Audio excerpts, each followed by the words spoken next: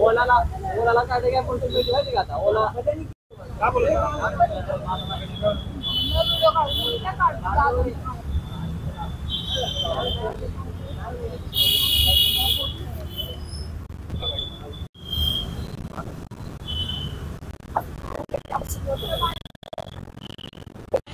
माजी नगरसेवक सनी दादा निमन यांनी हा ड्रग्स फ्री पुणे हा आगळा वेगळा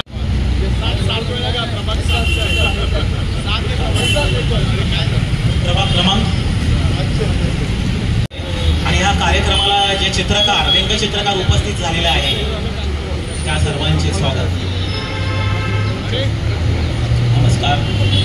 नागरिक येतात उत्स्फूर्तपणे त्याला प्रतिसाद मिळत आहे आणि पत्रकार बांधवांनी सुद्धा मोठ्या प्रमाणावर इथं त्याची दखल घेतलेली आहे. त्यामुळे पत्रकार बांधवांचं सुद्धा स्वागत आहे, नागरिकांचं सुद्धा स्वागत आहे. त्यामुळे त्यांचा स्वागत.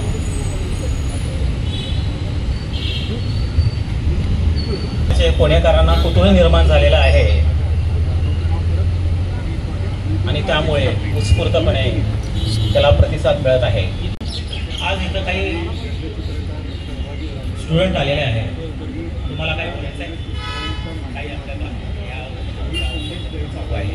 त्या संदर्भामध्ये कसा वाटतो काय त्या संदर्भात बोलायचा अभ्यास आपल्याला व्यक्त करू शकता.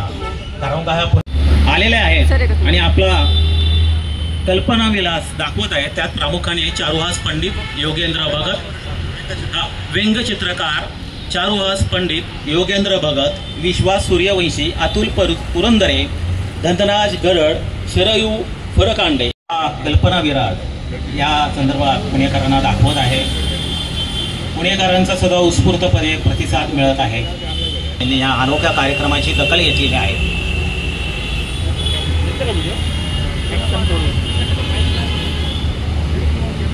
जागतिक अँटी ड्रग्ज डे व्यसनांच्या विरोधी अभियान करण्याचा, व्यसनांच्या विरोधी एकत्र येऊन लढण्याचा जो दिवस आहे त्याच्यामध्ये सुरुवातीला माजी नगरसेवक सनी निमनचं मी अभिनंदन करेन की केवळ भाषण प्रबोधन असं न करता एका वेगळ्या पद्धतीने हा विषय त्याने व्यंगचित्राच्या माध्यमातून समोर आला.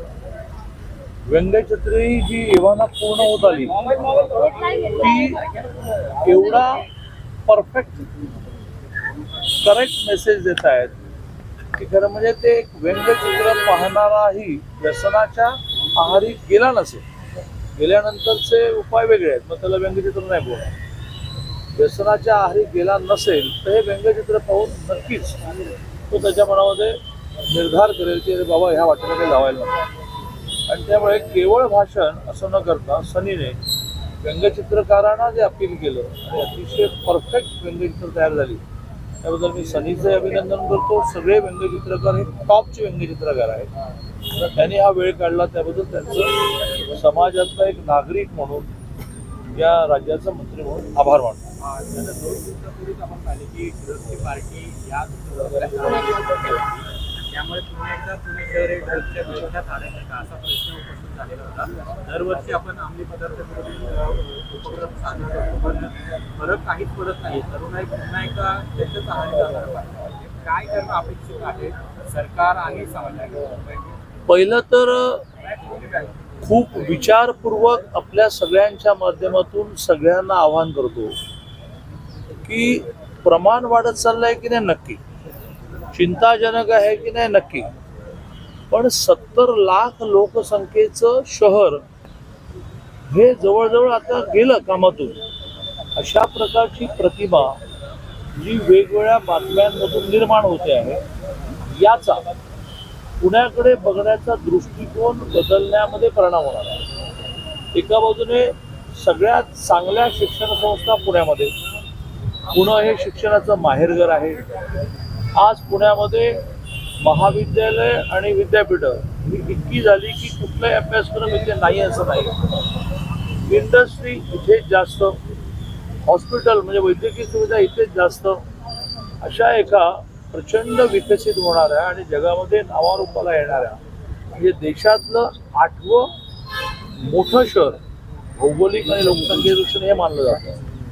कुठेतरी ह्या अतिशय मोठमोठ्या बातम्या पुन्हा एकदा मी हे पहिलं करेक्ट करेन की म्हणजे चिंताजनक नाही का आहे, म्हणजे सगळ्यांनी म्हणून प्रयत्न केले पाहिजे की नाही केले पाहिजे. पण प्रतिमा जी 70 लाख लोकसंख्येच्या शहराची आपण अशी करतो की आता हे एखाद्या जगातल्या व्यसनामुळे पूर्ण वाया गेलेल्या शहरामध्ये शहर झालं की काय अशी प्रतिमा निर्माण करणं बंद केलं पाहिजे. जाणून बुजून बदनामी केली. 2 मिनिटं बोलू काय काही झालं? हे आपण बंद केलं पाहिजे असं मला वाटतं. मग काय केलं पाहिजे तर प्रशासनाने कठोर कारवाई केली पाहिजे. तात्पुरती कारवाई न करता, घटना घडल्यानंतर कारवाई न करता नेहमीसाठी कारवाई केली पाहिजे.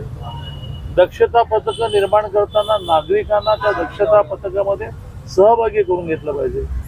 सगळ्या पुण्याने मिळून एक 2-3 दिवस अशा सगळ्या पब बिअर बार हे एकदा बंद करून 3 दिवस बंद, 7 दिवस बंद, सगळ्यांनी एका व्यासपीठावर याची नियमावली केली पाहिजे. अरे किती वाजेपर्यंत चालू ठेवणार तुम्ही?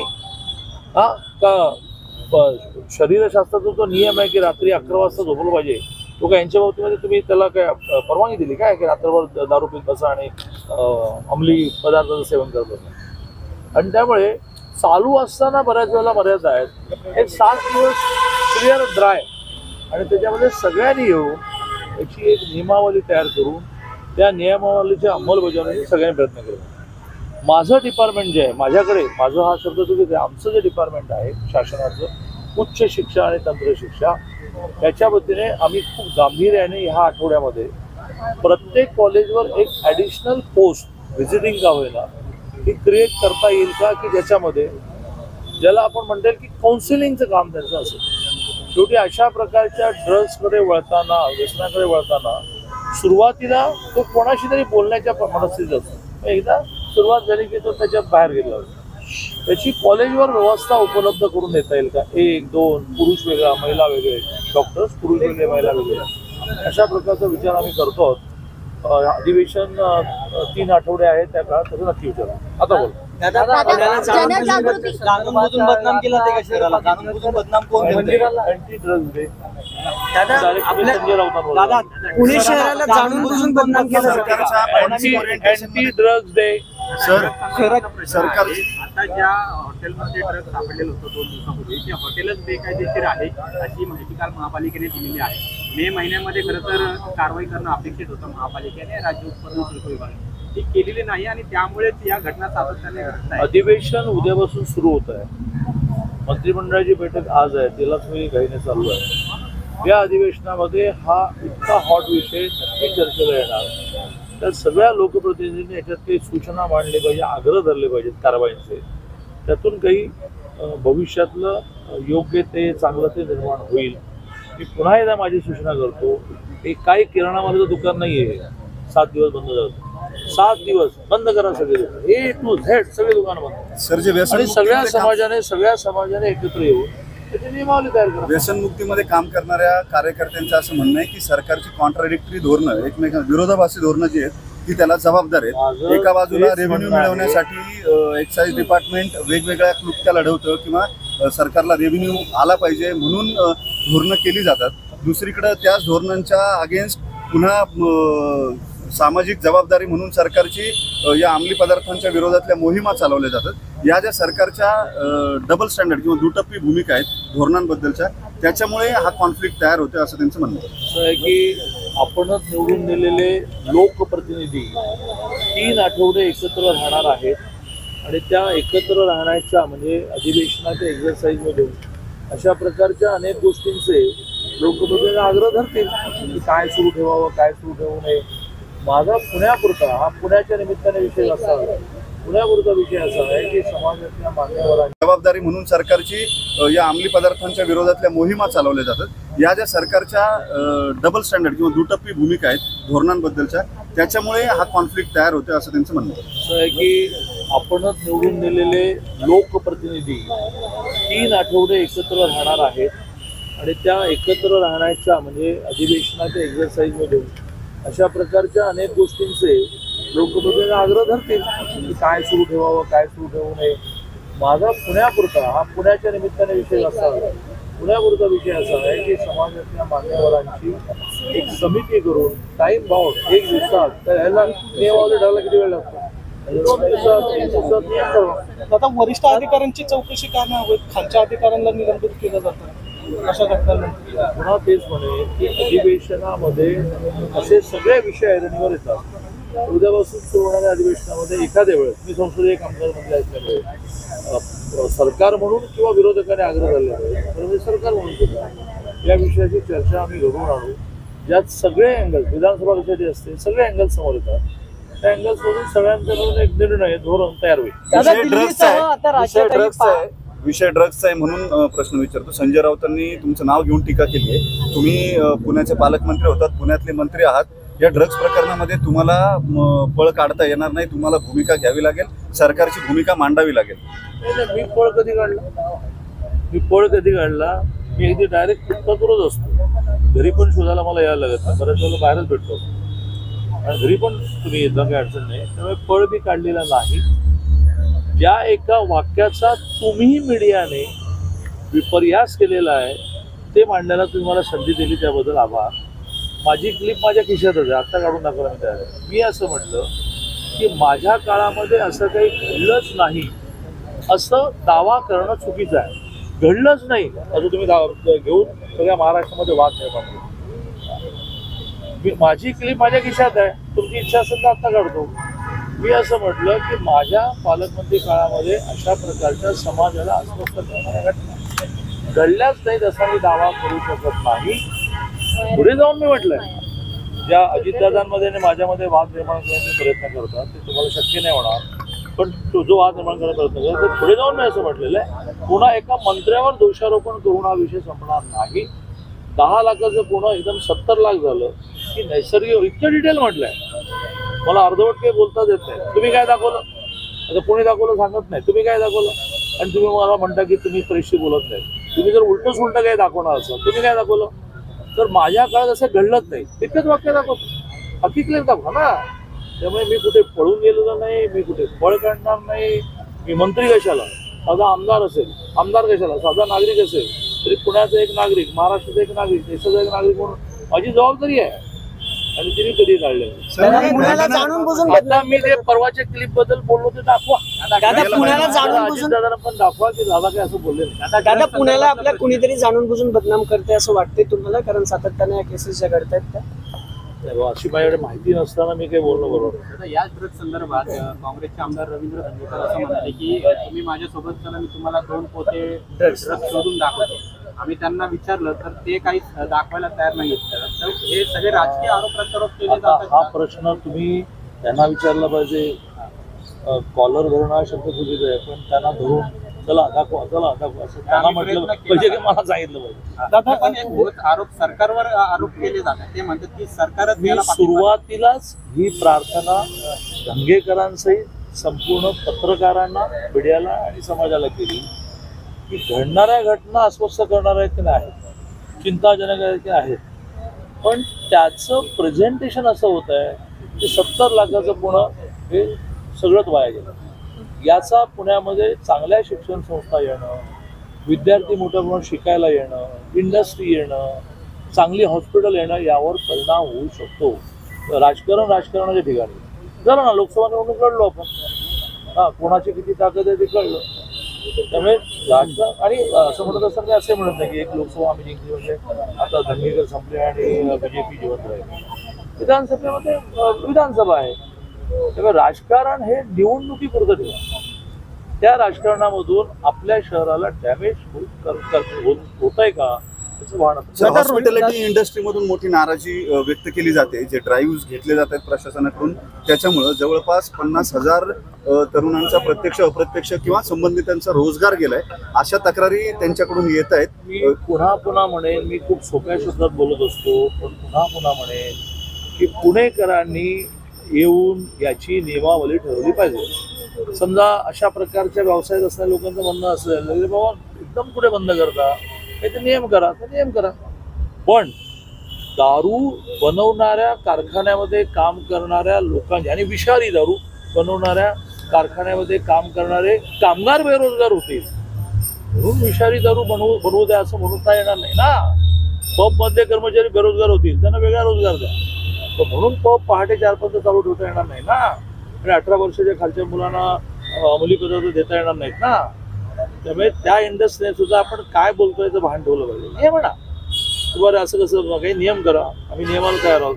मला काही लोक येऊन भेटले, म्हटलं तुम्ही जा आणि प्रशासनाला हे म्हणा की तुमच्या नियमाच्या चौकटीत आम्ही राहायला तयार आहोत. दादा काल ओवैसीने संसदेमध्ये दादा दिल्लीसह राज्यातील पाणी टंचाईचा प्रश्न जो आहे तो भीषण असलेला पाहायला मिळतोय. शेवटचा राज्यात दिल्लीसह मुंबईतला प्रश्न जो आहे पाण्याचा तो भीषण असलेला पाहायला मिळतो. पाणी टंचाई भीषण मुंबईतली 5% आली, दिल्लीतही तशीच परिस्थिती, राज्यात अनेक ठिकाणी परिस्थिती जी आहे ती तशीच आहे. काय नेमकं या अधिवेशनात वगैरे विषय राजकीय मुद्दा ठरतो. सगळ्या पालकमंत्र्यांना त्या वेळेला मुख्यमंत्र्यांनी हेच आवाहन केलं होतं की आपापल्या जिल्ह्यामध्ये जुलै एंड पर्यंत किमान पिण्याचं पाणी शिल्लक घेऊन काय करायचं का. मी कठोरपणे शिव्या खाऊन उजनीच्या पाण्याचं असं नियोजन केलं. त्यामुळे मी समाधानी आहे की पिण्याच्या पाण्याचा प्रश्न सोलापुरात निर्माण झाला नाही. बागायतदारांनी मला शिव्या घातल्या, पण कधी त्यांना पूरक काही गोष्टी करत. पण मी हे धोरण ठेवलं की उजनी मायनसमध्ये सुद्धा किती जाऊ द्यायची.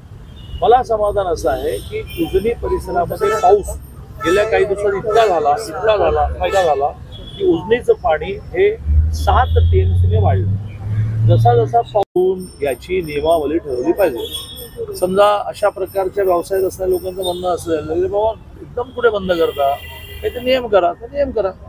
पण दारू बनवणाऱ्या कारखान्यामध्ये काम करणाऱ्या लोकांचे आणि विषारी दारू बनवणाऱ्या कारखान्यामध्ये काम करणारे कामगार बेरोजगार होतील. म्हणून विषारी दारू बनवू द्या असं म्हणता येणार नाही ना. पब मधले कर्मचारी बेरोजगार होतील, त्यांना वेगळा रोजगार द्या. पण म्हणून पब पहाटे 4 पर्यंत चालू ठेवता येणार नाही ना. आणि 18 वर्षाच्या खालच्या मुलांना अंमली पदार्थ देता येणार नाहीत ना. त्यामुळे त्या इंडस्ट्रीने सुद्धा आपण काय बोलतोय याचं भान ठेवलं पाहिजे. हे म्हणा बरं असं कसं काही नियम करा, आम्ही नियमाला तयार आहोत. मला काही लोक येऊन भेटले, म्हटलं तुम्ही जा आणि प्रशासनाला हे म्हणा की तुमच्या नियमाच्या चौकटीत आम्ही राहायला तयार आहोत. दादा काल ओवैसीने संसदेमध्ये दादा दिल्लीसह राज्यातील पाणी टंचाईचा प्रश्न जो आहे तो भीषण असलेला पाहायला मिळतोय. शेवटचा राज्यात दिल्लीसह मुंबईतला प्रश्न जो आहे पाण्याचा तो भीषण असलेला पाहायला मिळतो. पाणी टंचाई भीषण मुंबईतली 5% आली, दिल्लीतही तशीच परिस्थिती, राज्यात अनेक ठिकाणी परिस्थिती जी आहे ती तशीच आहे. काय नेमकं या अधिवेशनात वगैरे विषय राजकीय मुद्दा ठरतो. सगळ्या पालकमंत्र्यांना त्या वेळेला मुख्यमंत्र्यांनी हेच आवाहन केलं होतं की आपापल्या जिल्ह्यामध्ये जुलै एंड पर्यंत किमान पिण्याचं पाणी शिल्लक घेऊन काय करायचं का. मी कठोरपणे शिव्या खाऊन उजनीच्या पाण्याचं असं नियोजन केलं. त्यामुळे मी समाधानी आहे की पिण्याच्या पाण्याचा प्रश्न सोलापुरात निर्माण झाला नाही. बागायतदारांनी मला शिव्या घातल्या, पण कधी त्यांना पूरक काही गोष्टी करत. पण मी हे धोरण ठेवलं की उजनी मायनसमध्ये सुद्धा किती जाऊ द्यायची. मला समाधान असं आहे की उजनी परिसरामध्ये पाऊस गेल्या काही दिवसात इतका झाला की उजनीचं पाणी हे 7 टीएमसीने वाढलं. जसा जसा पाऊस धरण क्षेत्रात पडायला लागेल तसा दादा शेवटचा प्रश्न रोहिणी खडसेंनी असं म्हणलं की शिक्षण हे तुमचे शिक्षण मुलींच्या मोफत शिक्षणाच्या बाबतीमध्ये केलेल्या स्टेटमेंट पासून मी किंवा सरकार मागे गेलेलं नाही. राज्यामध्ये जरी आचारसंहिता संपली असली तरी मुंबईमध्ये आज संध्याकाळपर्यंत तरी किमान म्हणजे अजून 2-3 दिवस होता, कारण मुंबईमध्ये पदवीधर आणि शिक्षकच्या निवडणुका आज आहे, चालू आहे मतदान. एखाद्या वेळेस त्याच्या रिझल्ट नंतर ती आचारसंहिता संपले. त्यामुळे मुंबईमधून बसून मंत्रालय कुठे मुंबईत आहे, सरकार कुठे मुंबईत आहे, मुंबईत बसून आचारसंहिता संपेपर्यंत निर्णय करता येत नाही. त्यामुळे थांबलेला आहे. पण सरकारी मागे गेलेलं नाही, मी मागे गेलेलं नाही. याच नाही तुम्हा सगळ्यांना करून बसायला लागेल अशा खूप घोषणा. पण आता शैक्षणिक वर्ष सुरू झालेलं आहे आणि त्याच्यावर मी करेक्ट करतो. माझी हात जोडून विनंती तुम्हा सगळ्या अतिशय विद्वान पत्रकारांना अशी आहे की अभ्यास करा. आर्ट्स सायन्स कॉमर्स ज्याची ऍडमिशन सुरू झाली त्याला फी नसतेच. फक्त ज्याला असते पॉलिटेक्निक इंजिनिअरिंग मेडिकल त्याची कॉलेजेस अजून महिन्याभराने सुरू होणार आहे. रोहिणी खडसे म्हणजे बदाम पाठवणार आहे आम्ही. ते बहुतेक दरवेळेला ते मुक्ताईनगरचे आमदार चंद्रकांत पाटील ते त्यांच्या तालुक्यातले आहेत ना, आणि मी तर नेहमी कन्फ्युजन होत असतो. बहुतेक रोहिणीताई त्या अपक्ष आमदार चंद्रकांत म्हटलं मला बदलावायची आवश्यकता नाही. दादा महायुतीच्या जागा वाटपावर काय ठरलंय? दादा महायुतीच्या जागा वाटपात, कारण अमोल मिटकरी सातत्यानं म्हणतात की ड्रग डे. दादा फक्त दादा हे शेवटचा प्रश्न आहे दादा. अरे तुझे केस आहेत ना, परत म्हटलं मला असं अनकम्फर्टेबल झालं होतं. म्हटलं तुला मला एवढं या सगळ्यांनी